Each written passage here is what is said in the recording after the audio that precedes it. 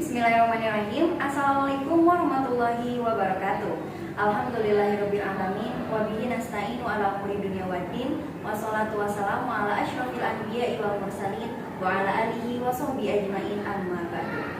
Yang terhormat dosen pengampu mata kuliah Sejarah Dakwah Bapak Sofat Rahmat Selamat Empun.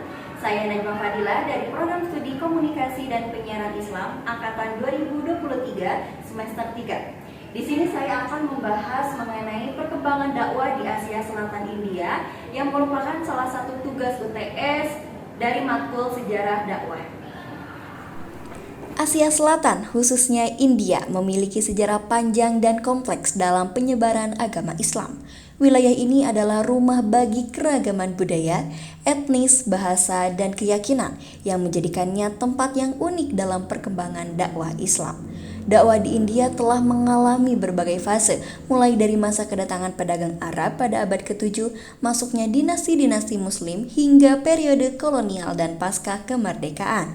Perkembangan ini menghadirkan dinamika tersendiri dalam cara Islam diterima, dipraktikkan, dan disebarkan di tengah masyarakat.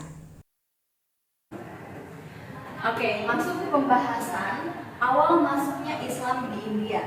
Ketika India masih mengadopsi peradaban dengan sistem kasta, Hinduisme, Brahmatik, dan keyakinan Buddha yang didominasi oleh elit Rajput dan elit politik Hindu lainnya, Islam datang dengan suasana yang baru dalam bentuk sebuah peradaban yang telah berkembang yang diwarnai dengan budaya pertanian, urbanisasi, dan keagamaan yang telah terorganisir secara mapan. Nah, awal masuknya India dibagi menjadi dua tahap. Yang pertama ada tahap formal dan juga tahap informal. Nah, yang pertama masuk ke tahap formal. Yang pertama Nabi Muhammad SAW. Masa depan Islam di India sudah diprediksikan dengan Nabi bersabda bahwa akan ada dua golongan umatnya yang selamat dari api neraka. Salah satunya berjihad ke India. Nah, Nabi mendoakan India dan salah satu istrinya yang bernama Hind dengan ucapan, "May Allah bless this Hind and the country after which she is named." Yang kedua ada Khulafaur Rasyidin dan dinasti Umayyah.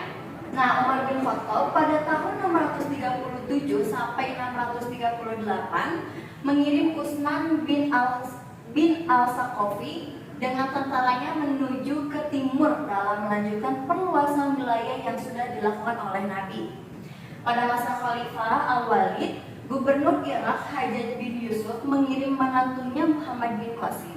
Qasim ini berhasil menguasai Janani yang menjadi kota terbesar di tepi sungai Sind. Dari keterangan ini kita bisa melihat bahwa pada masa dinasti Umayyah yang awalnya penaklukan India dilakukan untuk memperluas kekuasaan dengan jalan peperangan. Akan tetapi pada masa Umar bin Abdul Aziz diubah dari perluasan menjadi dakwah yang menguatkan akidah umat Islam di India. Nah, selanjutnya ada dinasti Ghazni pada tahun 177 sampai 1986 Masehi. Nah, dinasti Ghazni ini didirikan di wilayah Ghazni, kini Afghanistan, dan berkembang di bawah kekuasaan Sultan Mahmud dari Ghazni. Dinasti ini dikenal dengan yang pertama ekspansi ke India.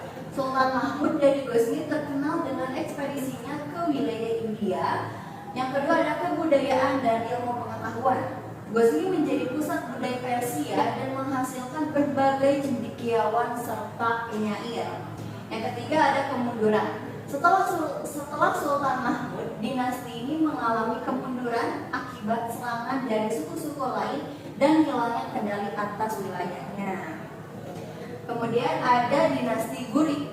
Nah, invasi Mahmud ke India membuka jalan bagi penaklukan. Lebih lanjut, kekayaan India yang dirampas menyokong kejayaan Ghazni. Setelah menguasai Ghazni, Muhammad Ghurid memfokuskan perhatiannya ke India karena gagal di Asia Tengah dan melihat peluang besar di India yang saat itu terpecah belah. Setelah menaklukkan Multan dan Sind, Ghurid beralih ke Punjab untuk menyerang Hindustan.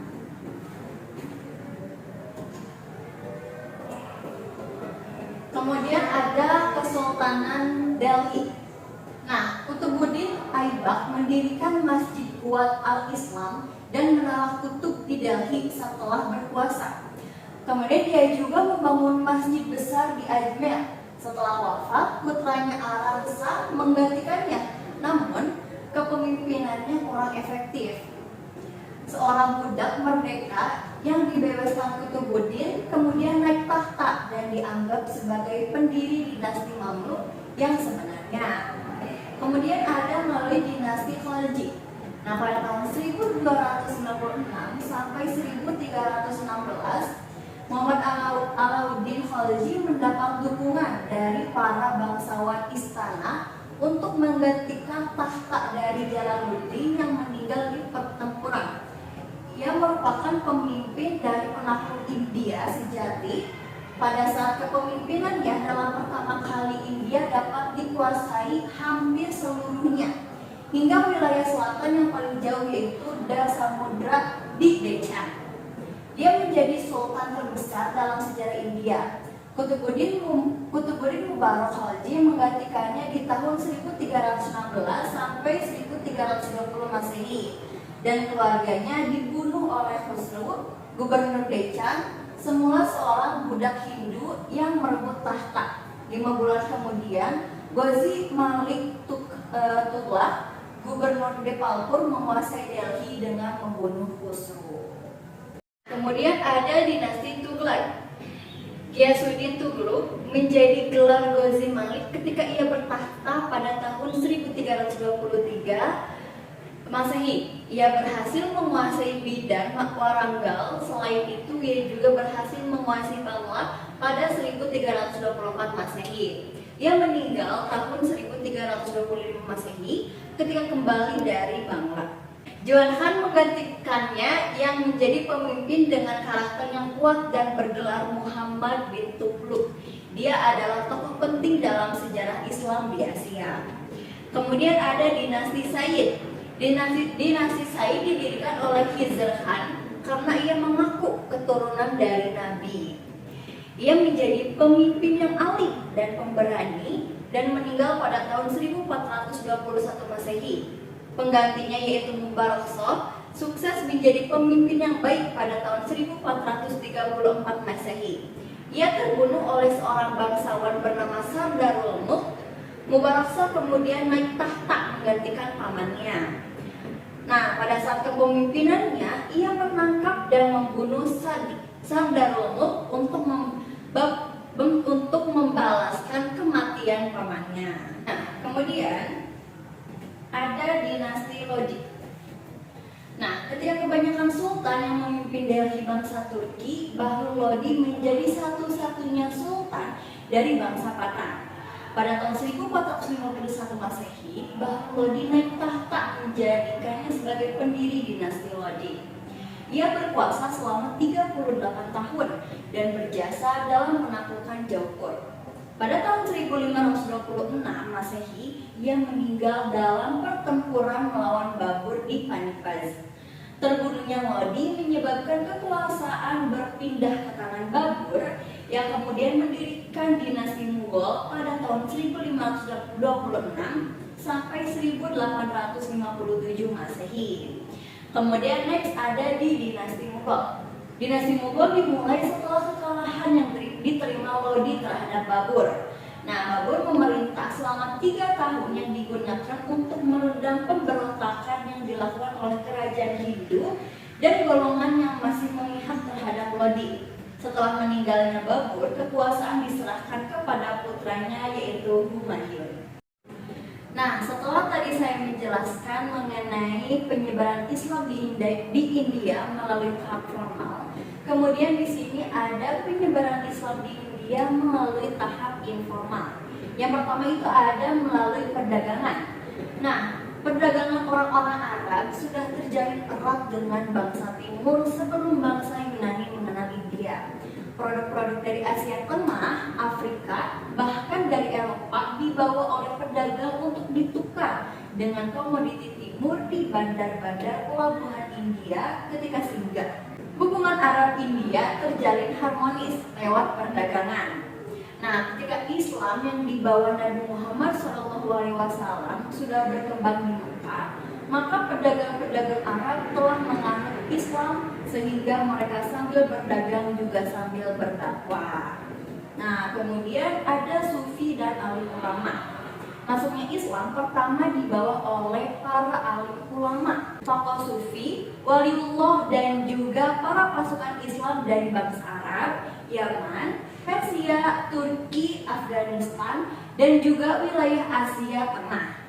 Nah, ajaran Islam sangat berpengaruh dalam kehidupan masyarakat.